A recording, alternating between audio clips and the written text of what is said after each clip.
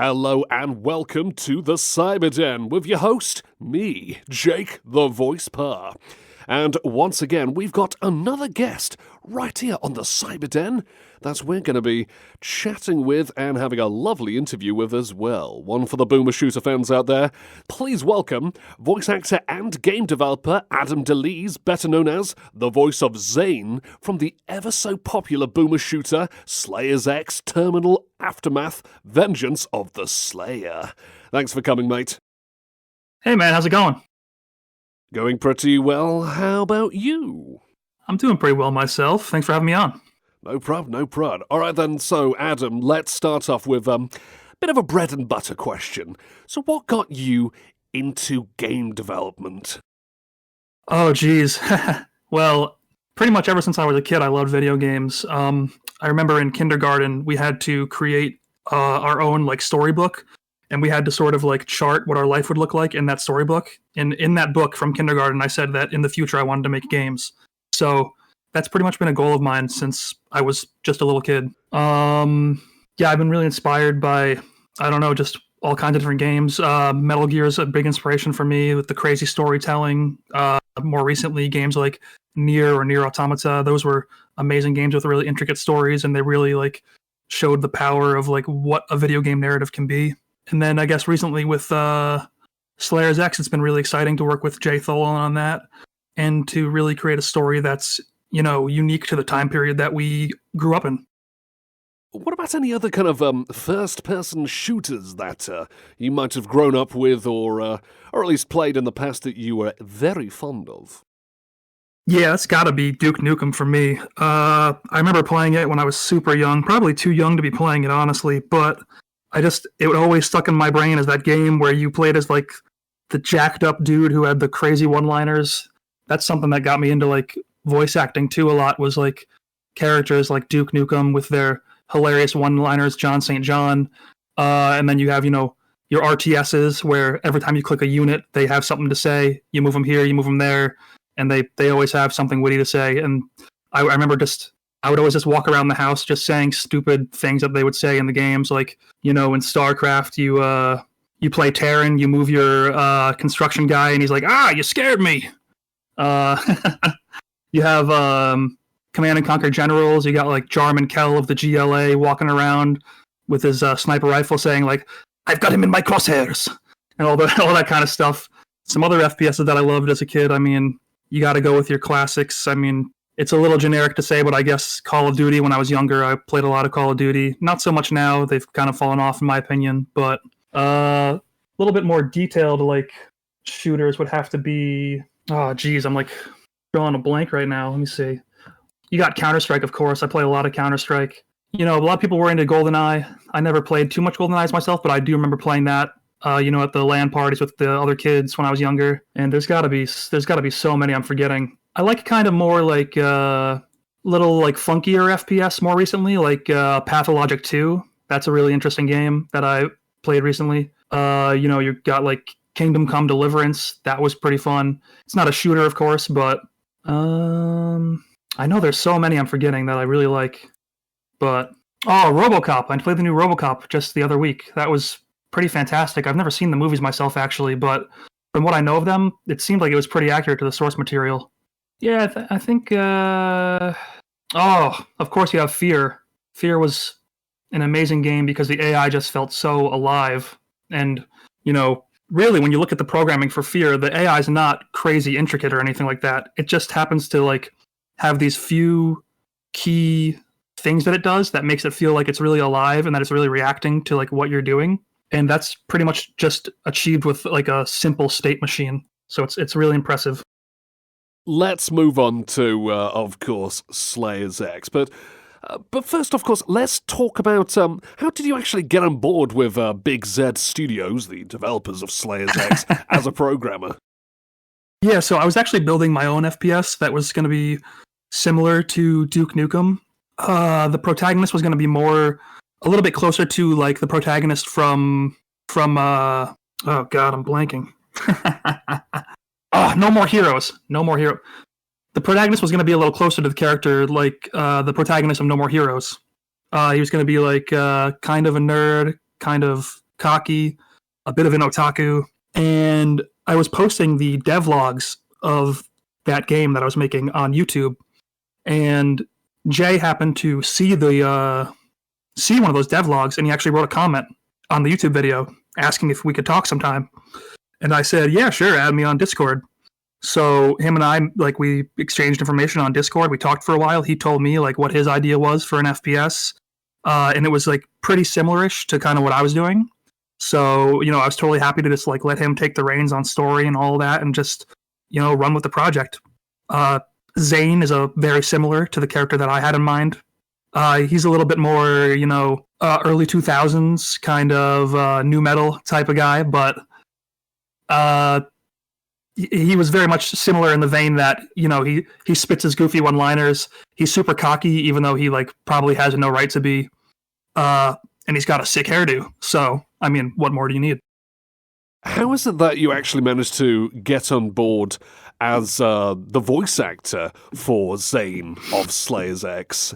And also, how did his voice come to be? How did you kind of, like, pin down the voice that we hear in-game? Yeah, so voice acting is something I always really wanted to get into, but never really had too much of an opportunity. I did a little bit in some of my previous games, but not much. So I was just, sitting in the parking lot one day waiting to pick my girlfriend up from work, and I was on my phone on Discord, or I think I was on Facebook Messenger or something, just recording my own voice and playing it back to myself, just doing like goofy one-liners that I thought would be appropriate for Zane. And then, I just sort of sent that over to Jay and said, check this out, haha. And he was like, oh, that's actually really good. That's like kind of what I want. So, I modified the voice a little from there, more to like what he was hoping to hear. So here's the thing. He wanted it to sound like Fred Durst, but I actually didn't know what Fred Durst sounded like. So I just kind of guessed based on the music what he sounded like. So apparently he sounds like a little Southern, actually, which I didn't know. I found that out later. But based on my impression of him, he sounded kind of like, he had like a grizzly voice or something, and he like kind of was like, I don't know, a little bit of a dude bro or something. So I just kind of like did a voice in that vein, and Jay thought it was great, and we rolled with it. And then I like doing the more extreme, crazy voices, so I voiced a couple of the rats as well, which I sent over to him. There's like maybe 10 to 20 rat lines in there as well that I did. But yeah, it's just, I don't know, it's just like there's something about voicing like a crazy, wacky character that's just super, super fun to me. And it just happened to be like perfect in the sense that I sent him a clip. I thought it was funny. He thought it was funny too, and we rolled with it. Now, Slayers X has been received very well by both critics and especially the boomer shooter community as well. So what are your thoughts on the popularity of the game and, of course, of Zane as a character as well? I think it's a character that a lot of people probably resonate with. If you grew up in the early 2000s, you might have been similar to him in a lot of ways. So I think he's a very relatable character. And I think that's part of what makes him super popular. The success of the game, I'm not terribly surprised because, you've got Jay, who's coming off the back of Hypnospace Outlaw, super successful game. You've got No More Robots, a publisher who's been, really great to us, and they've been really great to other devs from what I hear. You've got great musical talent, and the game's very, like, memeable in the sense that he is a character who has a lot of really, really stupid and funny one-liners. So I think it just makes sense that it got shared around and people kind of fell in love with the character, and that's thanks to, his amazing writing that was done for him. Boomer shooters have also seen, like, a massive resurgence recently. You've got great other boomer shooters, like the recent Warhammer 40,000 boomer shooter. You've got Postal came out with one recently, Postal Brain Damage. You've got remakes of older ones coming out from Night Dive Studios. You've even got more obscure ones coming out pretty soon. You've got, your System Shock remake. You've got your Kingpin remake coming soon. So it's just, a great character at the right time in the right place, and it just popped off. And, of course, it was on Game Pass as well, so that makes it very easy to, share with other people and to spread the word. So that definitely helped. It also got played quite a bit by streamers and YouTubers, which is awesome. That's always really exciting to see. Someone that you've watched for, years and years, and then they're there on your screen playing the game that you worked on. That's always feels fantastic. I had a game that I made in 2016, and it was called The Narrator is a Dick, and it is a rage platformer. And that went through a similar thing online where you had people like Tyler One and even PewDiePie playing it on their channels. So it's still just as exciting as back then. What would your reaction be to one certain YouTuber with a very big following playing the game? I'm sure many people know him as the chappie who covers boomer shooters and is a bit of a grump when it comes to some titles, not all, of course. Let's not bring up William Shatner's Tech War. But anyway, Civ 11 covering it and getting hundreds upon thousands of views for that video he did of Slayers X. So what are your thoughts on that? The big man himself covering it. Listen, I'll be honest with you. I did not know Civvy before this game came out. I wasn't aware of him. He wasn't in my YouTube watch list. I know that's probably surprising to a lot of people. His content seems like it's something that I would really enjoy. So the fact that he never, popped up in my recommended or anything like that is probably pretty crazy. But there are other YouTubers that, I do love and watch every time they post a new video that covered it. People like Nitro Rad. He did a cover of it, which was awesome. I believe recently my friend sent me a video of some of the people from Funhouse playing it. That's cool. So, yeah, I think it's awesome that he played it. And now because he played it, I'm aware of his channel. So I've gone and watched a few of his other videos, and I'm a fan, of course. Yeah, like I said, it is crazy when you look at the view count. It's hard to imagine almost 300,000 people. That's a number you can't even picture that. That's so many people, but they're there and they watched it and they saw what you worked on, and that's pretty nuts. Are there any favourite lines or moments in the game that stand out to you, or perhaps that you find rather funny? Yeah, I really enjoy the entire interaction between Zane and his rat friends. That's just really, I don't know, it just adds this charm to the game that's really goofy and funny. And the fact that he has a gun that shoots rats, and then the rats come out, they attack your enemies, you can talk to them, and then they just hype you up because they're your biggest fans, is something that I can't think of in another game. There's so many indie games now that come out every day that maybe it does exist in another game, but I can't think of one where you shoot a gun, it spawns a friendly mob, and then the mob will hype you up if you talk to it. It's really funny. And, I love their voices too. They have just these really goofy, you're the best, Zane! These just over the top, super crazy, super cartoony voices that just always make me smile. Jay did something nice for me, actually.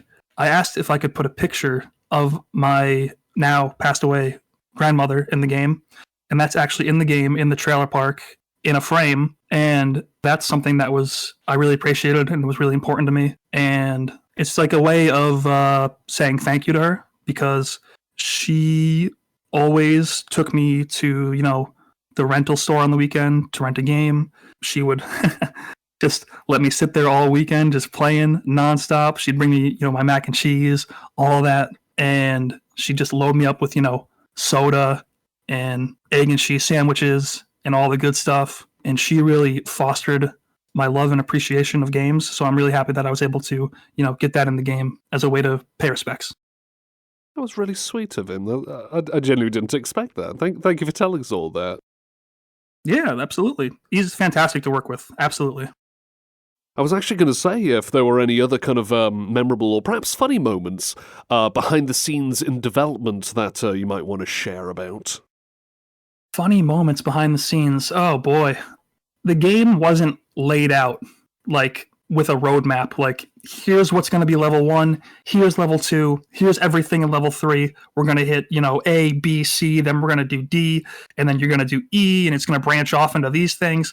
The game was very freeform in its development. So there were a lot of times where we were just spitballing stupid ideas that ended up making it into the game. So I don't remember any particular ones, but I have to imagine at some point someone was wouldn't it be funny if you fought giant turds in the sewer? And everyone was yeah, that's a good idea. Let's put the giant turds in the sewer. So all the enemies, all the weapons, the story, it was all very build it as you go.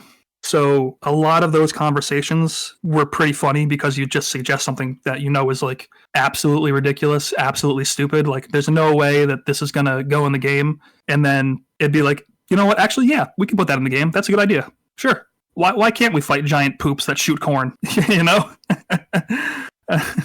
So the whole game's development was just super enjoyable, super fun. I would spend, I would wake up, I would work on it for the whole day, and then I'd go to bed. And there was no time during that period where I felt bored or stressed or like I didn't want to be doing it, because it was just such a constant, exciting journey that there was no time to be bored. It was just constant goofs and gaffs the whole way through. Now, you've mentioned about some titles that you've also worked on before jumping on board with the development for Slayers X. So please tell us more about them. What other kind of titles have you been working on prior to that? What else could you share? Yeah, so my first full game came out in 2014 or 15. I don't remember now. I think 14, actually. It was called Blaster Shooter Gun Guy, which is a ridiculous title, and as I'm sure you can tell, I think we're all big fans of ridiculous, stupid titles. Slayers X, Vengance of the Slayer, of course. That is just kind of, your run-of-the-mill, generic Mega Man style 2D platformer ripoff. It's not very good, but that's okay, I was still learning, of course. After that came The Narrator is a Dick, which was a rage platformer that is designed to be intentionally unfair, to kill you every second, and it has a narrator who sort of narrates you through the whole game, and when you die, he'll mock you, make fun of you, tell you you're terrible at the game, etc., etc. That was really big in 2015, early 2016. A lot of YouTubers played that. PewDiePie, Tyler1, Jacksepticeye. After that was a game called Aesthetic Melody. Super simple platformer as well. It's just like sort of like the game VVVVVV. You just press space to invert gravity, and then you use the inversion of gravity to, move your way around obstacles. That was something I got out like really, really fast, like probably like 2 or 3 months, just because I wanted to experiment with having original music created for a game. So, it kind of has that vaporwave aesthetic to it, and then it has a vaporwave soundtrack that I hired someone to create for it. Going into, 2018, 2019, another small game I made in like couple months maybe, Santa Claus. Just like a very basic maze horror game. Again, nothing crazy. The actual building layout in that game, though, you live in an apartment in that game, and the actual apartment layout was the layout of the apartment I was in at the time. Then, you go to sleep, and then a monster chases you through a maze. Nothing crazy. After that, for like a pretty long period of time, I was trying to make something similar-ish to like Castlevania Symphony of the Night, except it would take place almost entirely underground in the dark. That got started and stopped probably 2 or 3 times. Every time I would start to like get to a certain point in it, I would feel like it's not coming out exactly how I want it. And it's a story that I like actually took time to think about. So I want it to come out exactly how I imagine it in my head. And it's just not. So I would stop and then maybe, restart a few months later. So that never really got too far off the ground or close to completion. After that, I started to work on a farming game, which unfortunately kind of got put on the back burner when Slayers X came about, because I just saw like, we have sort of a generic farming game, and on the other hand, we have a really interesting, original, retro first-person shooter. I wanted to make a true first-person shooter anyway. This one's actually unique. It's got unique mechanics, unique characters, unique story ideas. My little farming game over here, super generic, super, honestly, not that interesting. So that kind of got dropped for Slayers X, which ultimately turned out to be the correct decision. Going forward, I'm kind of just experimenting with lots of different things right now. I am working on one game for a pretty big YouTuber. I can't really say anything about it yet, but that's hopefully going to be coming in the next year or so. As for personal projects, I've tried making a Chow Garden type game. I thought that might be fun. Kind of dropped that a little bit. I was thinking of a stealth game where you are sort of in like a cul-de-sac, like an Ed and Eddie style cul-de-sac, all the gadgets, the stealth gadgets, would be very goofy, cartoony. You'd smack someone with a frying pan, they turn into an accordion and like bounce up and down and play that accordion noise, stuff like that. I might go back to that. Yeah, my thoughts are kind of just all over the place right now because now I really have like the funds to do kind of whatever I want for my next one. So I'm taking the time to like prototype a lot of different things out, and eventually I'll settle on one and I will go from there. Hey, if you ever perhaps need a voice actor, or if maybe Big Z Studios ends up getting you on board and need another voice actor alongside, I can always perhaps put a good word in for what's his name? This really awesome voice actor chap I know. What's this? Jake the something the voice. I can't quite remember, but I heard he's very good. Always available for voice acting, writing, back massages, shaving feet, just anything for money. Yeah, but something to keep in mind, maybe. Just maybe. Anyway, moving on. So, are there any other games out there that perhaps you might want to work on? Maybe as a programmer, perhaps? Anything else out there? Oh, like for other people? For other companies, or maybe just any kind of pipeline dream ideas for games? Anything like that? See, here's the problem that I tend to have, is that I do want to make something. The problem is I don't know what. And every time I start something, I tend to get a little bored after 2 to 3 months. Not necessarily because I'm bored, actually. More because I get stuck at a roadblock that I can't overcome, and that usually involves like story or art direction or like level design. Those are kind of a few of my weak points. So the good thing about when we made Slayers X was that I didn't have to deal with any of that.